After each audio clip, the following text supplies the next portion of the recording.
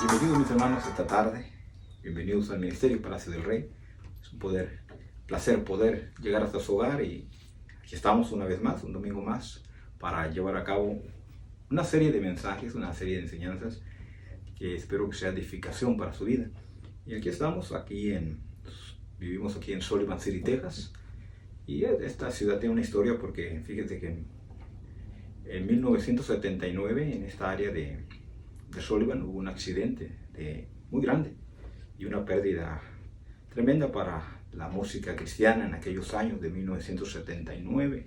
Lo recuerdo, me gustaba, no era mucho la variedad de música en ese tiempo, pero eran días o tiempos muy hermosos, cantos muy bonitos que todavía recordamos de este grupo que tuvo el accidente aquí en Hawaii, que es el 83, y aquí viniendo de Dallas, Texas, hacia Monterrey, aquí tuvieron un accidente, aquel famoso grupo, la Generación de Jesús, donde perdieron la vida dos de sus integrantes, y esto fue aquí en esta ciudad. Y bueno, queremos nosotros llevar a cabo esta serie de mensajes y espero que sea de grande bendición a su vida. Y le he titulado a esta serie de mensajes La gracia y el juicio de Dios en el Antiguo Testamento. La gracia y el juicio de Dios en el Antiguo Testamento. Y vamos a ir aprendiendo poco a poco y esto nos va a enseñar a nosotros que no nos olvidemos de la historia. La historia es nuestra mejor enseñanza. Todo lo que ha pasado alrededor de la historia nos da una buena enseñanza para nuestros tiempos, cómo estar en la presencia de Dios, cómo no evitar aquellos errores que cometieron los primeros padres. Segundo, cómo prepararnos en un tiempo de dificultad. Y esto lo vamos a ir mirando a través de esta serie, repito, titulada La gracia y el juicio de Dios en el Antiguo Testamento. Comenzamos. Esto es Ministerios Palacio del Rey. La palabra del Señor dice, llegando al libro de Génesis, regresemos al principio, esto es la historia. La Biblia dice cómo se muestra la gracia de Dios basado en Génesis y cómo fue redactado por un hombre que vivió mucho tiempo después. Entonces esto miramos que es obra del Espíritu Santo. Cómo pudiera ser que Moisés escribió exactamente esta redacción en el libro de Génesis. Entonces, primero, sabemos el principio de la creación que tiene un creador. Y después de esto miramos cómo Dios hace todas las cosas y en el sexto día hace al hombre. En el séptimo día Él descansa. Pero en el sexto día, después de que hizo al hombre, miramos revelada ahí la gracia de Dios para Adán. ¿Por qué? Porque dice que lo miró solo. El trabajo de Adán era ponerle nombre a todos los animales. Imagínense, híjole, eso es complicado. Esa era una tarea muy complicada, llegar allí, digamos, al que hoy conocemos, el león, ¿no? Ponerle nombre a todo tipo de animal y nosotros batallamos hasta para ponerle nombre a nuestra mascota. Y lo digo de esa manera, ¿no? Porque de repente llega el perrito y le digo, oye, te pone el niño o la niña, oye, ¿cómo le llamamos? No, pues y ahí andan batallando para poner un solo nombre a una mascota y salen con que se llama Solovino. Bueno, se inspiraron mucho. Pero cuando vas a la escritura, entonces, la gracia de Dios es revelada allí en la vida de Adán, por el que dice el Señor que lo mira solo. Y en aquel huerto, donde miramos la gracia de Dios, donde dice la Biblia que después de que creó todo, preparó el huerto. Es decir, Él se lo preparó al hombre. ¿Para qué? Para que el hombre tuviese comunión. Es decir, Dios caminaba, se paseaba en el huerto Y miramos la gracia de Dios cuando Dios dice que hace aquella tremenda cirugía, ¿no? Aquella primera obra tremenda de crear a la mujer de las costillas de Adán. Entonces, esto es interesante porque ahora Adán tiene una compañera que le va a ayudar, escuche bien, que va a ser la ayuda idónea, y entre los dos ahora tienen que cuidar el huerto. Y esta es la primera morada de Dios, escuche bien, es la primera morada de Dios en la tierra. Es decir, hace un tabernáculo en la tierra, hace su casa, y la primera morada de Dios en mostrar su gloria chiquina, pasearse en medio de aquel huerto llamado el Edén. Y miramos allí cómo la primera pareja, tienen aquella hermosa comunicación con su Creador. Tienen aquella hermosa relación con Dios. Tienen aquella hermosa, entre ellos dos, esta pareja, tienen aquella hermosa presencia de Dios en aquel jardín. Y repito, en esta tarde era la primera morada de Dios mostrada al hombre. Imagínense su presencia bajar, mirar la gloria de Dios, hacer el huerto, hacer el hombre, hacer todo, para que el hombre pudiese disfrutar, escuche bien, de las riquezas, de las bendiciones que Dios siempre ha preparado para el hombre. Entonces viene después nosotros sabemos la historia, y si usted lo sabe, el tentador llega y empiezan los problemas allí. ¿Por qué? Porque una vez, tiempo para atrás, él había disfrutado también de aquellas bendiciones. Él era un querubín, él estaba no en la tierra, sino en el cielo. Él era el que se encargaba de la música y el director, digamos. Es algo increíble, y al mirar que ahora Adán estaba disfrutando de esa presencia, pues los incitó a pecar. Así es que cuando el hombre, la primera pareja peca, son expulsados, entonces Dios pone un cerco en aquel jardín, y pone su ángel con espada y los expulsa de allí. La escritura dice que después de allí miramos entonces, que la gracia de Dios siempre ha existido. Si no, Dios no hubiese, escuche bien, después cuando viene la interrogación de Dios con los dos, con Adán, que era el responsable, y le dice, pues, ¿dónde estás? Ellos ya se habían caído en el pecado, llegaron a la desobediencia, y se alejó, escuche bien, aquella inocencia que tenía. Y esto como resultado trajo la separación. Este es el pecado que cometieron, trajo la separación de Dios, y no había nada que pudiese volver a tener. El hombre no podía por sus obras, no podía por su trabajo, no podía hacer nada por todo lo que habían hecho en el Edén. No podía volver a tener aquella relación con Dios. Así es que Dios les interroga.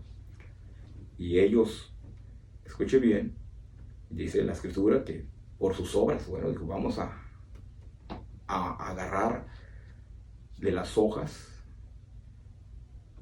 y vamos a cubrirnos. Y entonces, eso es lo que hace el hombre. Escuche bien, eso es lo que hace el hombre. Tratar de cubrir, tratar de engañar por sus obras. Y entonces Dios dice, no es lo correcto, digamos. Entonces Dios lo que hace es un sacrificio. No todos el lavamiento de pecados en ese tiempo, digamos, desde Adán hasta la muerte de Cristo, antes de la muerte de Cristo, antes que Él muriera, era por derramamiento de sangre. Así es que el Señor lo que hace, toma un cordero y con sus pieles hace el sacrificio, con sus pieles cubre a ellos. Es decir, esta es la gloriosa gracia de Dios desde el principio. Los cubre, los perdona y entonces los tiene que sacar de ese lugar. Ahora, cuando salen de allí, entonces la escritura, ya llegamos más adelante, en el capítulo 4 del libro de los Génesis, y vamos a encontrar a sus hijos, a Caín y Abel. Ahora, esta transmisión de la enseñanza que Dios había hecho, que le daba al hombre, y miraron cómo pudieron tener aquella comunión una vez más con Dios, ya no quizás como al principio, pero tuvieron aquella comunión después de aquel sacrificio que Dios mismo hizo, y cubrirlos a ellos. Entonces hubo esa relación, aunque era ahora más complicado. Entonces le enseña a sus hijos, porque lo vamos a mirar, que Caín era un labrador de la tierra y que Abel fue el primer pastor de ovejas. Pero resulta que cuando ellos vienen sido enseñados, digamos, ellos tenían que, en otras palabras, el Señor había descansado el sábado y ellos tenían que hacerlo. Entonces llega el momento en que ellos tienen que hacerlo y traer un sacrificio, traer una ofrenda al Señor, y lo hicieron bien. El detalle aquí es que Caín, escuche bien, dice que agarró de los frutos. Y ahí es donde miramos la diferencia. La escritura dice que Abel trajo una oveja de lo mejor que él tenía, la escogió, y dice que estaba gorda aquella oveja que trajo. Es decir, cuando ya vamos a la ley, la escritura dice que la grasa de aquellos corderos era como un perfume a Dios. Y ellos lo sabían. Entonces, esto fue lo que trajo a raíz de aquellas ofrendas que supuestamente eran para ellos, eran correctas, y así lo creemos que eran las ofrendas que se tenían que el Señor, pero no, primero, no la manera, la actitud que la trajo Caín, no la trajo lo mejor, y no era tampoco la ofrenda correcta. Ahora, la escritura dice, cuando ya vamos a Juan, dice que cuando vamos a 1 de Juan capítulo 3, verso 12, dice que Caín, en otras palabras, trajo su ofrenda enaltecido, trajo su ofrenda y traía aquel estilo de vida de pecado, aquella orgullo que quiso traer su ofrenda, y no le resultó. Y luego dice la palabra que Dios se agradó de la ofrenda de Abel. Y cuando Dios se agrada de la ofrenda de Abel, Caín se molestó. Dice que cambió su semblante, cambió su rostro, molesto, enojado. Entonces Dios lo interroga, le hace una pregunta: ¿por qué estás enojado? ¿Por qué estás molesto?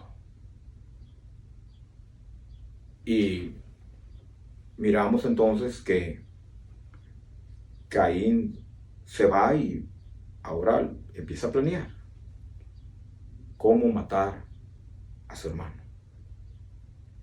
Y dice que en una ocasión, pasando el tiempo, le dijo Caín a Abel: salgamos al campo. Es decir, se lo llevó donde no había nadie. Entonces quiere decir que, leamos la escritura, dice que Adán y Eva tuvieron hijos e hijas. Y entonces mata Caín a su hermano Abel. Y al caer su sangre, entonces hay una denuncia allí. Entonces Dios se le acerca y le pregunta a Caín, ¿dónde está Abel, tu hermano? Y él le contesta, tremendamente le contesta. Y dice, ¿acaso yo soy guardia de mi hermano? Y esto quiere decir más allá, quiere decir, ¿acaso yo soy como mi padre, Adán, que tú lo pusiste en el huerto y como quiera los corriste? ¿O acaso yo soy como el ángel que pusiste ahí de guardia para que no pudiésemos entrar? Tremenda la contestación que hace Caín a la interrogación o a la pregunta que hace Dios a él, que dónde estaba su hermano. Y segundo, le hace otra pregunta. Le dice, ¿qué has hecho? ¿Qué has hecho? Porque la voz de tu hermano clama a mí. Dice, clama a mí desde la tierra. Y ahí viene la sentencia para Caín. Entonces miramos, uno, la gracia de Dios mostrada en sus padres, Adán y Eva. La gracia de Dios mostrada en Abel, en haber aceptado aquel sacrificio. Y ahora miramos los juicios, la maldición a la que se le dio a la serpiente. Y ahora viene otra maldición. Y eso es terrible. Entonces el Señor le pregunta, ¿qué has hecho? Porque la voz de tu hermano clama a mí desde la tierra. Y ahora le dice, ahora pues maldito seas tú de la tierra, que abrió, dice, su boca para recibir de tu mano la sangre de tu hermano. Es terrible, dice, para recibir de tu mano. Le está diciendo, tú lo mataste.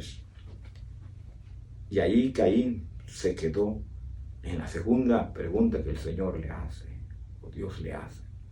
Él se queda callado. No había más. Pensó que nadie se podía haber cubierto de la familia, de sus hermanas, de sus padres. Pero miramos aquí que Dios lo mira todo y le da las consecuencias del pecado, las consecuencias de aquel asesinato. Y dice la Escritura que cuando labres la tierra, dice, no te volverá a dar su fuerza. 1, 2, errante serás. Es lo que dice la Escritura, errante serás y extranjero serás en la tierra. Entonces, Caín, ya cuando miró esa maldición, que le había dicho, pues ahora ni siquiera nos dejas, en otras palabras, entrar al huerto, ahora dice, grande es mi castigo para ser soportado. O grande, en una interrogación sería entonces, ¿a poco cometí un gran pecado para no ser perdonado? Y dice él, no hay aquí arrepentimiento de parte de Caín, sino rebeldía, su actitud. No hubo humildad en él, porque cuando traemos una ofrenda a Dios debe salir del corazón, como salió del corazón de Abel, que él trajo, dice, una mejor ofrenda, dice Hebreos. Y ahí está la aclaración. Y la otra es que Caín, con esa mala actitud, no de humildad, de molestarse porque Dios no se agradó, y es lo que nos pasa a nosotros, y debemos nosotros aprender de la historia, de cómo actuaron ellos, y cómo estamos viviendo nosotros. Dios les bendiga, mis hermanos. Les damos gracias a Dios por este momento especial. Vamos a continuar con esta serie de mensajes titulado La gracia y el juicio de Dios en el Antiguo Testamento. Dios les bendiga. Les guardamos. Vamos a Dios por la oportunidad de llegar hasta su hogar. Esto fue Ministerios, Palacio del Rey. Oremos a Dios. Te damos gracias, Señor, en este momento. Gracias, Señor, porque tu gracia nunca se ha cortado. Hasta hoy la tenemos. Pedimos, Señor, por aquellos, Señor, que están en sus casas, en sus hogares, por cada ministro, Señor, por cada siervo, por la obra, Señor. Te pido que tú les des fortaleza por los que están en los hospitales, Señor. Te pido que pongas tu mano de gracia sobre la vida de ellos. Ten misericordia del mundo, ten misericordia de la iglesia, ten misericordia, Señor, de aquellos que en este momento están, Señor, entre la vida y la muerte. Pon tu mano de gracia en el nombre de Jesús. Te pedimos por todos aquellos, Señor, los doctores, los médicos, Señor, que están arriesgando sus vidas. Te pedimos que los protejas y que cuides sus familias y que cuides a cada, Señor, líder, presidente, Señor, de cada país. En el nombre de Jesús te damos gracias, en el nombre de Cristo. Amén y amén. Dios los bendiga, mis hermanos. Nos miramos pronto.